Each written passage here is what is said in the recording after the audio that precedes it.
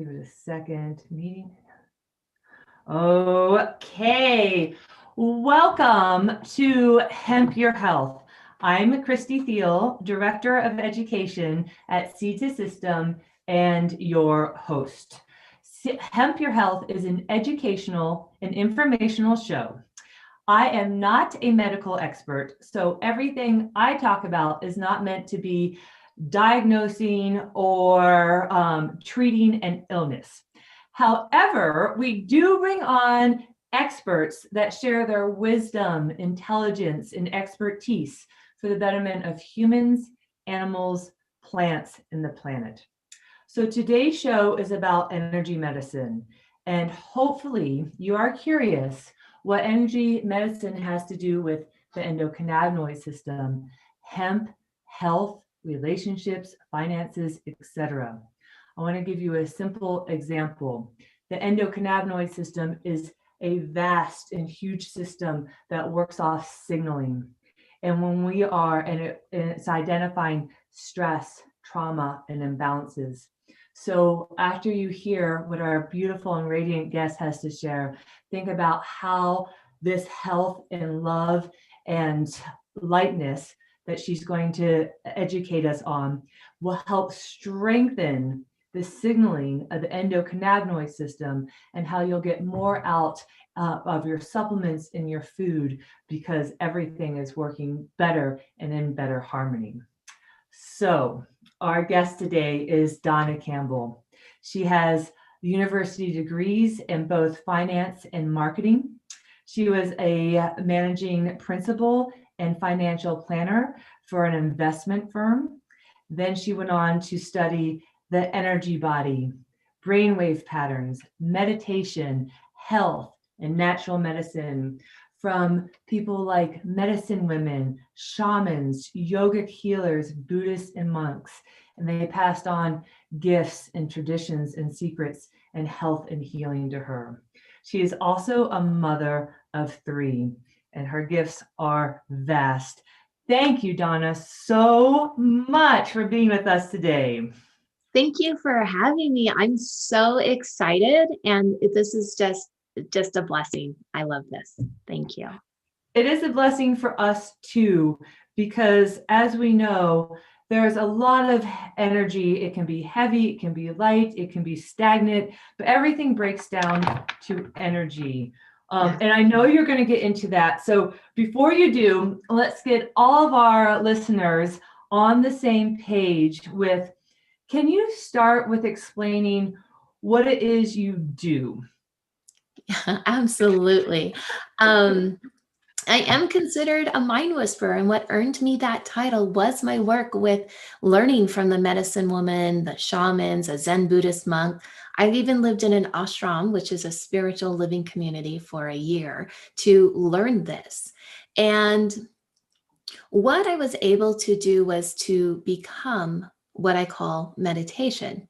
Meditation for a lot of people is sitting around and I'm going to do something for 5 or 10 minutes or try to have no thought. Well, that's not what meditation really is. Yes, that's a part of it, but not the whole of it. And with that technique, it's about becoming the meditation. And this is one of the secrets the Zen Buddhist monk taught me.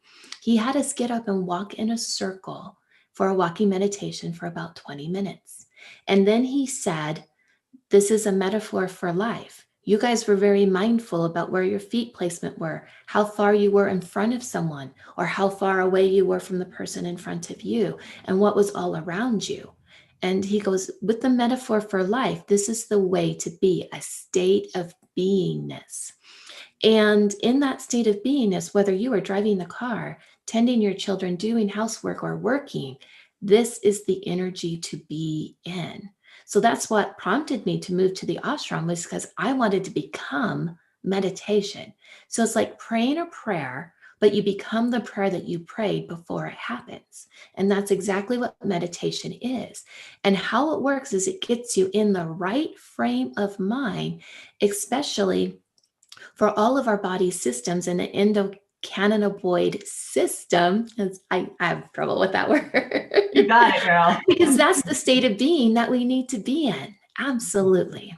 So I spent the next 15 years with an international healing practice, learning the ins and outs of all of these little secrets that everyone taught me along the way and how to affect change for another person. Wow. So your website, everyone, we'll put her website in the show notes, is is really educational.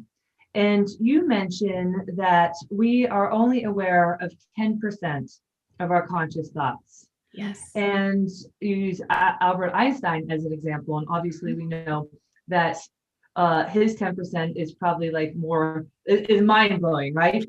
So, Yes. where are the other 90% of our thoughts, and what are they doing? Well, we're only aware of about 10% of our thoughts. We have over 60,000 thoughts a day, which means you only recognize 6,000 of them. So, what is the remaining thoughts do? Well, our subconscious records every single thought, feeling, emotion, and event from the moment we were conceived to the moment we exit this earth. And it puts it all together. So it records every thought you ever had, the feeling and emotion that you had associated with that thought, and every possible event, and puts Mhm. it together as a package. And that's deep in the subconscious. So oftentimes, we ask for XYZ to come into our life and then it doesn't happen. And it's because those three things are not in alignment. The energy, which is a feeling or emotion, might not be the correct energy that goes with the thought, stopping the thought from coming into existence. But you're only aware of this about 10% of the time. So, what I do in my daily practice working with clients is help you find what that hidden feeling and emotion is that got associated, and we change it to the one that is the correct fuel to propel your thought forward to have life just magically happen 10% of the time of what we're aware of. And it just happens like magic. Wow. So we were talking earlier that there's a lot of people out there, now is no exception, but it's definitely exacerbated now, that have had traumas or abuse or heavy rejection or just something that feels like dead weight to them. And maybe they're not even aware of it, but there's reasons why they're not healing. So, and sometimes I've heard people say, I am not willing to go back and relive that pain or relive that abuse. Can you help people get past those traumas, the abuse, the pain without reliving it? Yes. What happens when we have a trauma is that first there's an event. And then with that event, we have the feelings and emotions about what happened. And then, of course, our thought process of what happens along with the event. And what people are most afraid of is they don't want to relive the event again. But it's Mhm. not about the event, it's about the feeling and the emotion that went along with it. So when I work with people with trauma, what we want to do is understand what the feeling was that went with the event. So I'll give you my own personal example. When I left the ashram, the spiritual living community, I was in a relationship with a person. We'd been together for about a year and a half. And we were living as if we were a spiritual couple. And he would always say things like, well, energy is just energy. It's your perception if it's positive or negative, which justified his behavior in his mind to utilize negative energy towards me. So, what happened was he decided that he could become physically abusive to me. And the second time that happened, he put his hand around my neck and cut off my airway, and then had a fist up here next to me, ready to hit me. And then all I could do was look at him straight in the eye and send energy because I was completely defenseless. And he took down his hands and pulled me up off the sofa and handed a board to me. It was an exercise board and said, okay, it's your turn. You hit me with this. And I Whoa. just looked at him in the eyes, looked down at the board, looked back up and went, I can't do that. And I put the board down and walked out. I walked out forever. Now, I don't want to relive those events, but what gives me the power to talk about it today is that I changed the energy behind how I felt about the event. So when I understood that I felt suffocated, obviously I couldn't breathe, but all the other emotions and feelings that I had with it, it wasn't about the event, it was how I felt about it.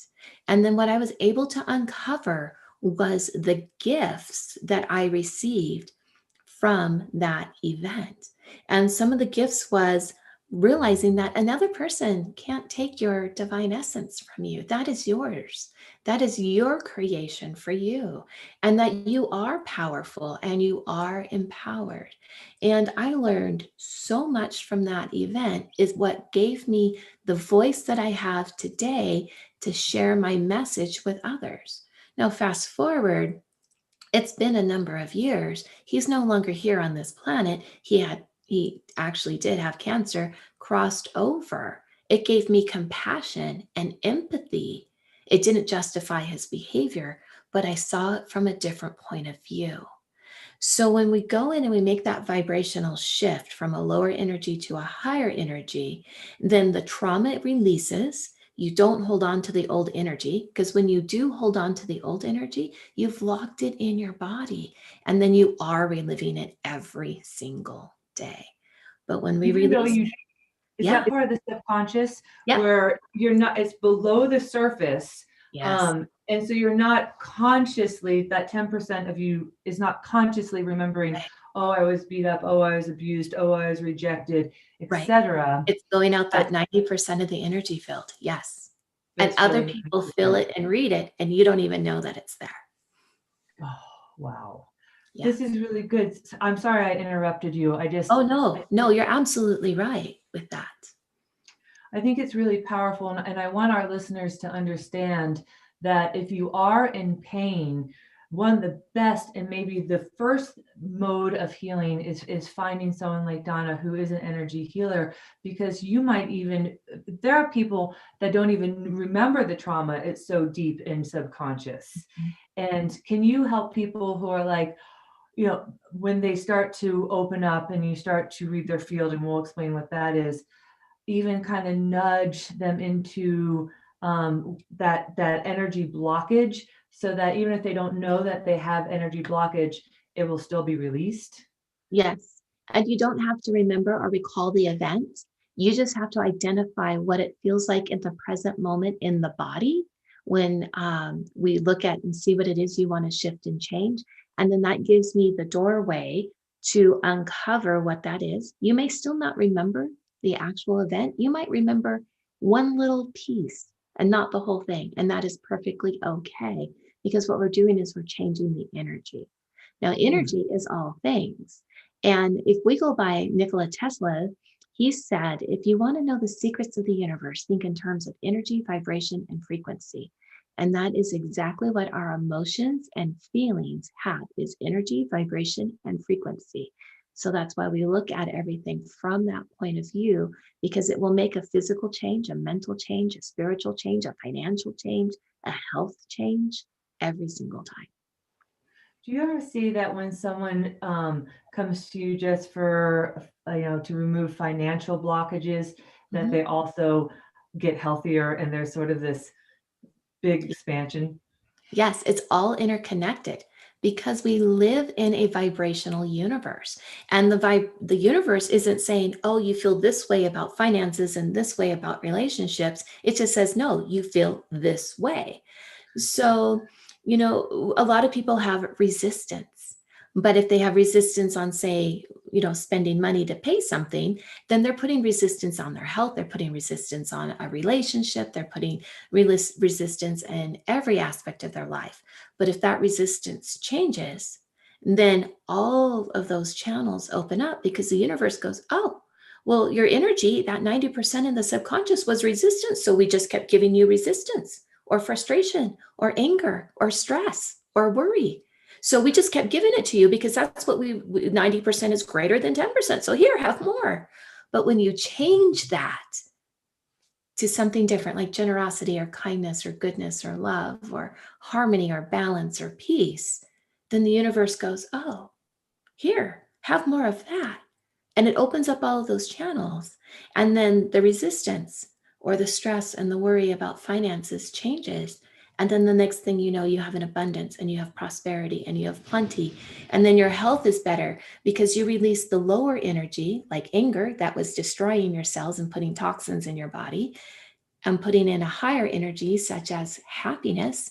Then you start looking younger when that happens.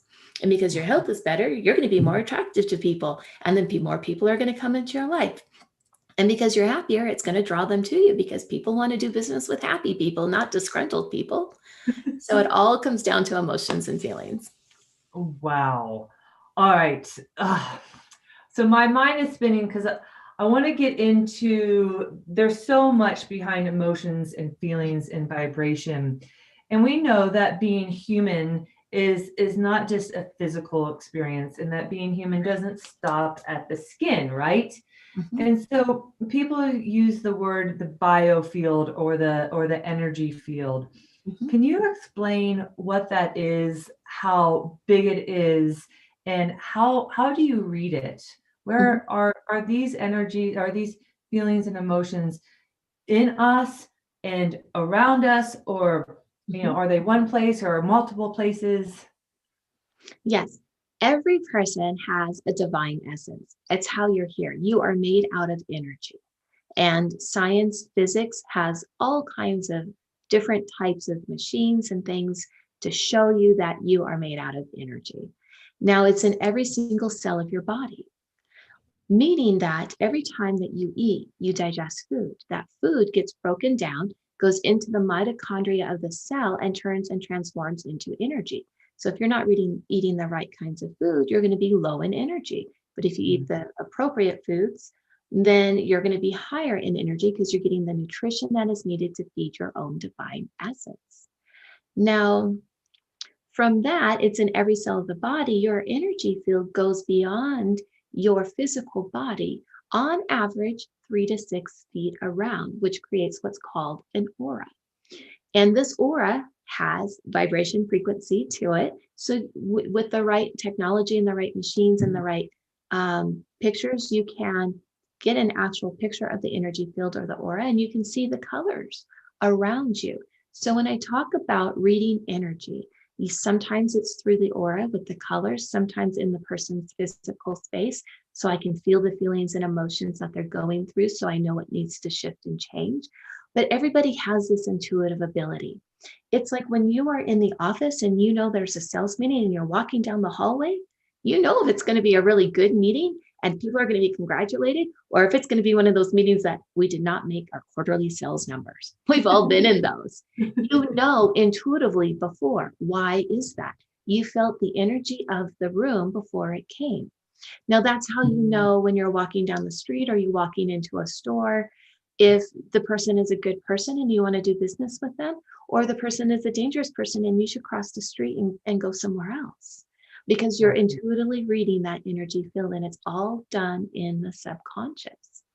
And oftentimes, when I bring somebody up on stage and I'll share an example, when they tell me where the energy is located in the body or where they feel the knots or the frustration, a lot of times it's in the gut area. And when that energy change and releases in front of the audience, people are like, wow, you just look like you lost 20 pounds, but you didn't. You're still the same size, but we just saw 20 pounds come off of you. Why is that? They saw the energy weight release off of them and release what they were holding on to, because emotions have weight. Oh, that is so beautiful. And the abdominal area is where so many chakras are located. And Yes.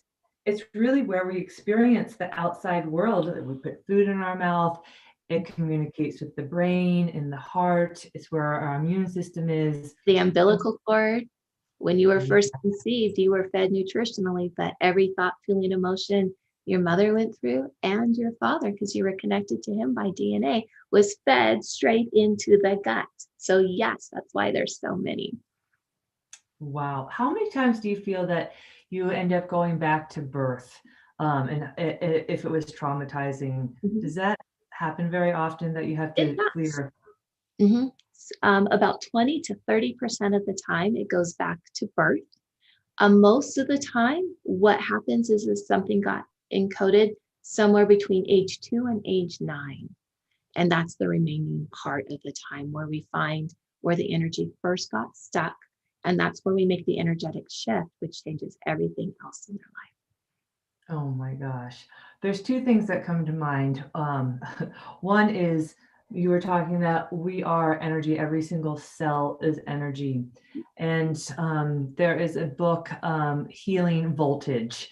Uh, And I love this book because he talks about when we're always making new cells.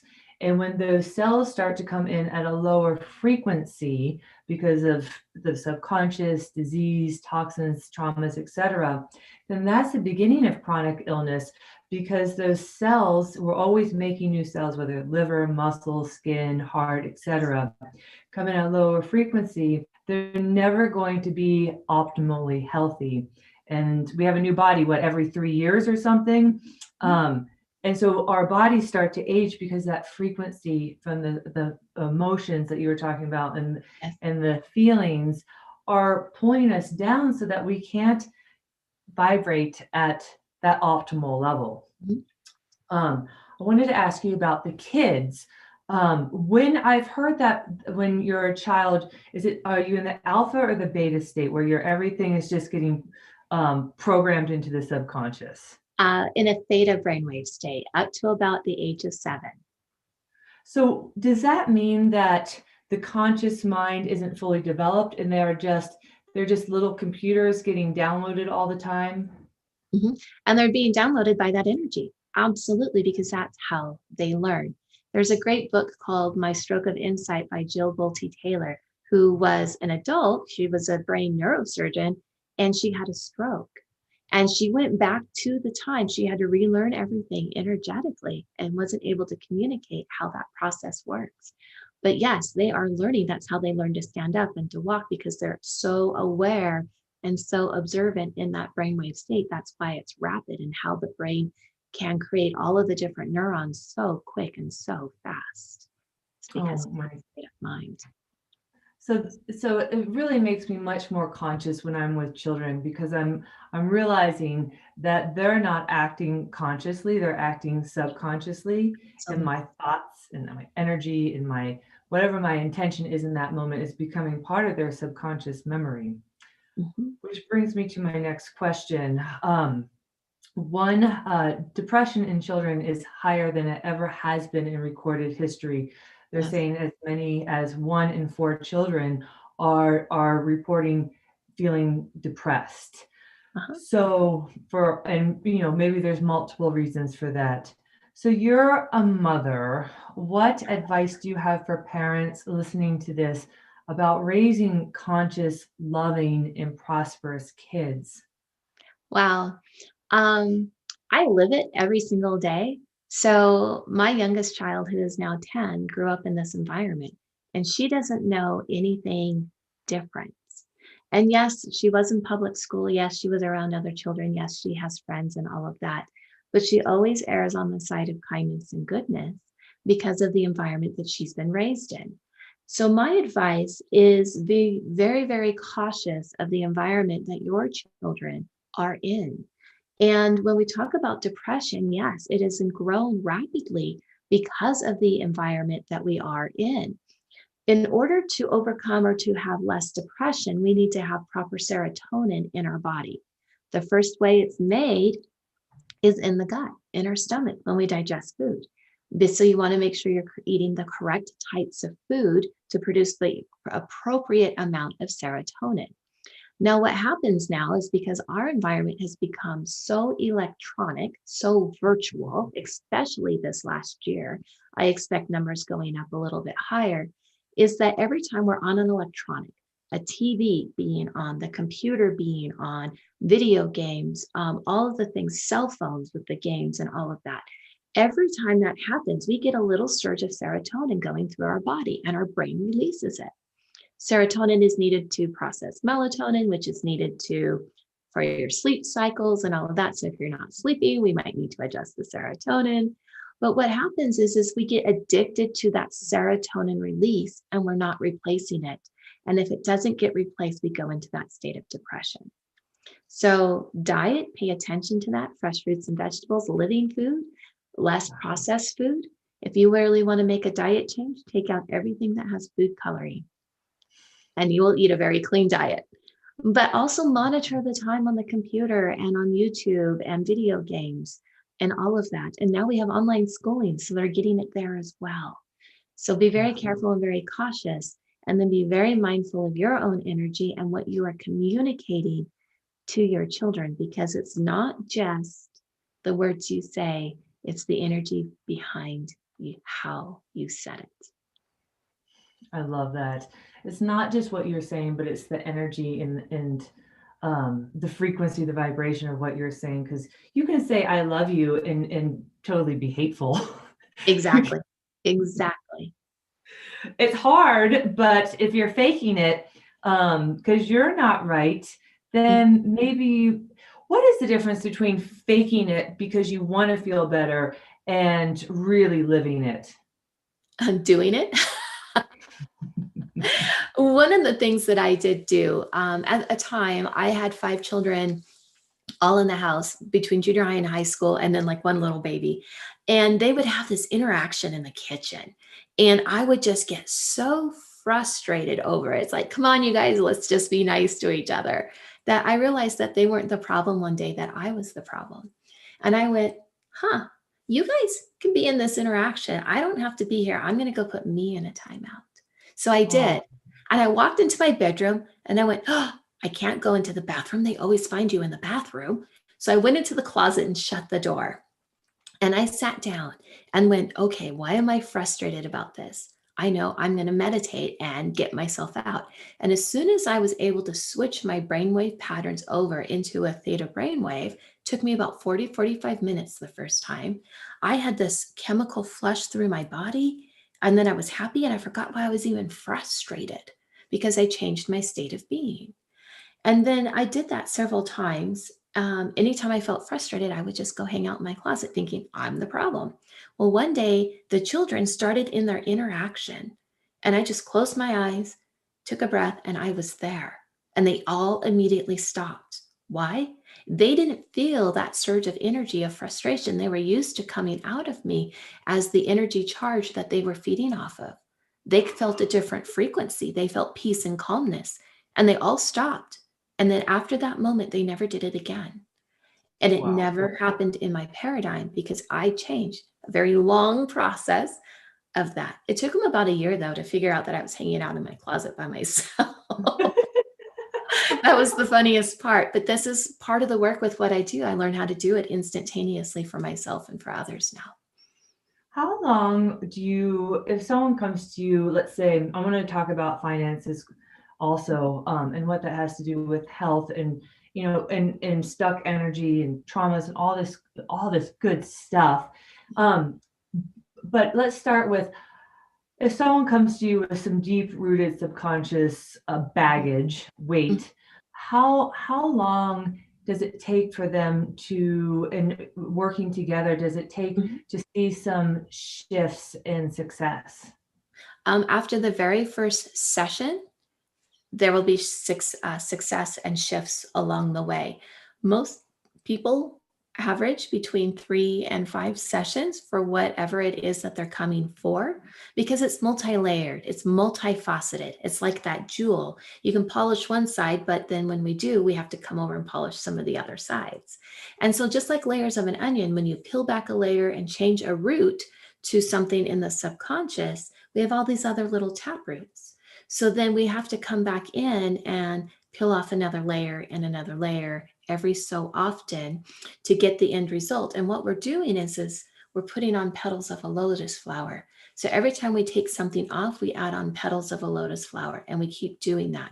So in the very first session, you will have results. Some people only need one session, but on average, it seems to be between 3 and 5 because the next layer surfaces for it to be released. Because we're multidimensional, interdimensional, we're multifaceted, We're very complex. It's not just one thing and then off to the races. It connects everything else in your life. I love that, especially when you were talking earlier about if it's resistance, if it's anger, and that's what keeps getting reflected back to you. And we talk a lot about on this show that there's not one thing that causes illness or disease, and it's not one thing that's going to cure or remove that illness. So I'm a big supporter and believer that it is a multifaceted, and sometimes, especially in health, as you uncover those layers, then you realize you couldn't get to the heavy metals when you're dealing with, the allergies or the autoimmune conditions or something like that. And it's just a beautiful reflection of like our energy is so deep. I mean, you can't do this without energy work. Right. You're absolutely right, because it all fits together. It all fits together. And you were sharing something about when we try so hard, when we're talking about, we could talk maybe weight and finances interdependently. When you're trying to do everything right, you're eating, you're exercising, you're sleeping, you're going to work, you're spending less money, blah blah blah, and nothing's working. Like, what the heck? Yeah. And then will you explain a little bit about your story about how what wasn't working was the energy, even though on the outside you were doing everything right? Yes, I was working as a financial advisor. I was the managing principal of the investment firm. I had 4 offices in 3 states. At the time, I was happily married, or so I thought, and I had 2 children at that time. And I treated my health for the job, and over time, I couldn't digest food. And I spent 2 years not being able to digest food. Now, during that time, I was going to the gym. I was working out 6 days a week. I had a personal trainer. I was counting calories. I kept a food log and a strict diet. And I was trying to release the excess weight from having my second child. A year goes by, I'm not digesting food, and I didn't release a pound. I didn't know I wasn't digesting food. I changed gyms, changed trainers, changed my diet, went another 6 months, and again, nothing. And I started looking at myself as an energy being, changed my point of view, looking at natural medicine, holistic health, and learned that the stomach was about digesting food. So there was something in my outside life I wasn't able to digest or see. And as I was getting healthier, which for me, I just needed some enzymes to assist in digesting, the picture became very clear. And I saw the anger that was in my marriage. I saw the anger that I had and that I was holding on to from the financial world. So we went through 9/11, we went through the global recession. I was absorbing all of that and I was holding it in. I didn't know how to release it. And I saw the infidelity of my marriage. So what happened for me was I filed for divorce and moved on. And I became happy. And I wasn't in that day to day anger that I didn't realize for many years. And I lost 40 pounds in 3 months. And if I wanted brownies for dinner, I ate the whole pan because I didn't care. I was happy. Now, I don't recommend doing that, but that's what I wanted. So I did, and I was happy. And it was because of that happiness, all of the excess weight fell off of me. I quit the gym, and obviously I wasn't counting calories anymore, and I didn't have a trainer. And I just remember walking into my office one day and my assistant looking at me going, I think you need to buy some new suits. And she was right. I did. I dropped 6 sizes in clothing without even realizing, just by changing my emotional state. Man, how can people shift? First of all, you really felt like you love the finances. I did. And she has a special bonus for everyone listening, so we'll make sure you can explain that too. Is our finances, when you feel stuck and you're like, I can't make money, I can't get the job I want, is it sort of like losing weight, or is it different? There's a lot of similarities. So one is changing your emotional state, and that's what I talk about in the beginning part of Financially Fit. Happiness is on the inside, not outside of you. And oftentimes we think money is going to bring us that happiness. but we really got to start with happiness first. But the second thing within Financially Fit that I talk about is how we feel about ourselves is how we feel about our money supply. And how we feel about our money supply is how we feel about ourselves. And I caught on a couple of years ago when I was working with clients, and they would say things like, I wanted to know that I was worthy, or that I felt like I was enough, or that I was appreciated. And then I realized those were the same words we use in the financial industry. Here is your worth. Your portfolio value is your assets appreciated or depreciated. And oh, do you have enough money to fund XYZ goal? And if you didn't feel like you were enough on the inside, you never had enough money, no matter what you did through financial planning to fund the goal, because you didn't have enough, because you weren't enough on the inside. So it's about making sure we're in alignment there, because it will affect everything in your money supply. And when we use the words that are synonymous to describe our divine essence, are the same words that describe our money supply and your energy, and money is the outside energy, it's going to respond every single time to how you feel on the inside. And that's what Financially Fit is all about. The feelings and the beliefs and how our environment created that money is our energy instead of our divine essence. And it's all subconscious. I love this. And it's so important that we don't, I love how you put this. We don't isolate finances away from health, away from relationships, away from our spirituality. Right. And I love that you explain that our traumas are really gifts when we start to look at what they're teaching and showing and revealing as silver linings. Yes. And so this is, go ahead. Oh, I was going to say, this is how it works. You can start off with, I want to create more income. And you ask and find out why. So the first reason is wealth or prosperity. The second reason, their why, is family or a relationship. I want to XYZ for my children. I want to, have more free time with my children. So family is often cited. And when you start doing the work, it always goes to a health thing. And then they go, is that why I have this thyroid thing? Yeah. So it's all interconnected. Oh my gosh. I am so blown away by this information. And I really want people, can you hold up your book too? Sure. Yes, I'm getting this book. I hope that we can all talk about this book in the near future, because finances, health, stressing less, cutting those ties that keep us down, keep us from experiencing a new belief system, which means new energy, could be at the root, is at the root. You were saying earlier that I asked you, is everything an emotional issue? Yes, it is. It's how you feel. And you're not aware of it 90% of the time. Because we don't think, in this moment, I feel, in this moment, in this moment, in this moment. And then you can divide down those moments or those seconds into microseconds. We're not doing that on a conscious level. You're not consciously aware that you're breathing every moment of every day, but you trust that you are. Every moment of every day, you have an emotion or a feeling or a chemical balance running through the body, and it's all being recorded in your subconscious. Oh my gosh.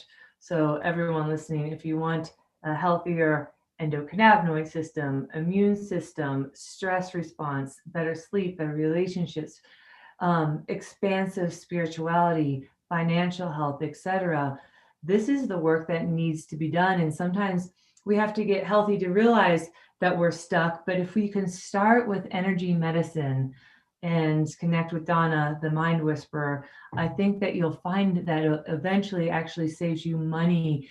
And, in that treadmill of like, I'm not getting anywhere, because it can be really frustrating. And then that can contribute to more addictions and depression and all the ways that we self-medicate. Let's just go for everything is an emotional issue. And let's find the silver linings. That's Dawna's gift. And I asked you when we first talked, one of the things I was concerned about with energy medicine is that the healers took on the karma. And you explained something very beautiful. If anyone's concerned about, well, I can't open up and share with you because I don't want you to take my problems on. How do you avoid taking people's energy or problems on? Well, it all has to do with what I call, and what even Albert Einstein says, the universal force of love. And it's allowing that love energy, because in that love energy, nothing else exists emotionally. Fear's not there, depression's not there, worry, anxiety. So if I'm in that state and I'm in your space with you, showing your energy, teaching it from my energy, how that works, then I'm not taking on your energy and your emotions, because I'm vibrating here and you're here. And it's my job as a healer to raise you to where I am at so you can live those gifts. If I took on your energy and the emotions and resonated, I dropped myself down here. I can take on your karma and transmute it myself, but you're still going to have it.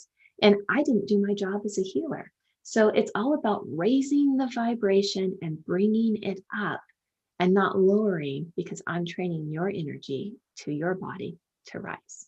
And so I don't take on those issues with it at all, because that's the process. I'm bringing you up to where I'm at. I'm not lowering to where you are. That's so powerful. I think we are in a new paradigm of health and healing. I think we know that the energy field is real. We can measure it, like you were saying. We can measure every single organ. The heart has an energetic field. If Every you feel like, yeah.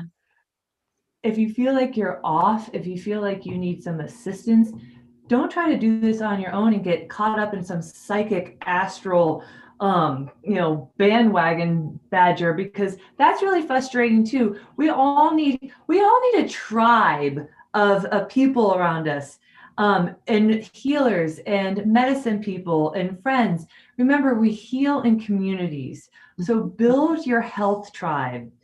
Dawna, if people, and hopefully everyone is like, wow, I really need a shift, I don't know what's in my subconscious. If people are curious, and they want to learn more about your sessions, your classes, your workshops, how do they get a hold of you? The best way to get in touch with me is at dawnacampbell.com, DAWNA Campbell.com. And the programs are on there. You can find the book on there. You can register for sessions. Everything is there. Awesome. Do you have any classes or workshops coming up? I need to plan a few that are coming up for the Financially Fit program with the book. And I just finished another course, putting it together, called Abundant Money. And I'm going to be launching that here soon. But I am working on a healing retreat where I'm co-branding a program with another company and bringing people down to Belize for a 5-day retreat for healing with business and how to listen to that inner voice and the energy so you can create and close more business through energy methods. So that'll be coming up, and we'll be launching that in September. And we can find that on your website if we. That will also be on my website. Yes. Perfect. Everyone, thank you. And Dawna, thank you so much for showing up and sharing your gifts and your wisdom and the way that you heal, because we as humans really are energy, and that 90% matters more than the 10%, as you Absolutely. so beautifully put. My friends, we are always looking for health heroes. If you would like to share your story, come on the show. If you have topics or introductions for the show, I am all ears. Please get a hold of me. I'm Christy. My email is christy@CETASystem. And I hope what you take away from this show is that you can recognize that you don't have to do this alone. And those beliefs and those feelings, they can be shifted, the vibration can be changed, and we can all start living in community better, healthier, and more abundant, more joy, more prosperity. Dawna, any closing thoughts? I'm going to share a mantra that I wrote when I was going through all of my difficult times, and I still say it to this day. Trust and you will see, believe and you will know, have faith, all is well, follow your heart, and spirit will lead you. Oh, Thank you so much. Big love to all of you today. Don't fake it, change your energy, and do that with a guide, with an energy healer. And we will see you next week on Hemp Your Health. Mwah. Dawna, thank you again. This has been amazing. I love Thank you it. for having me. It's been a pleasure. Oh, you're welcome. Bye, everyone. Thank you for showing up.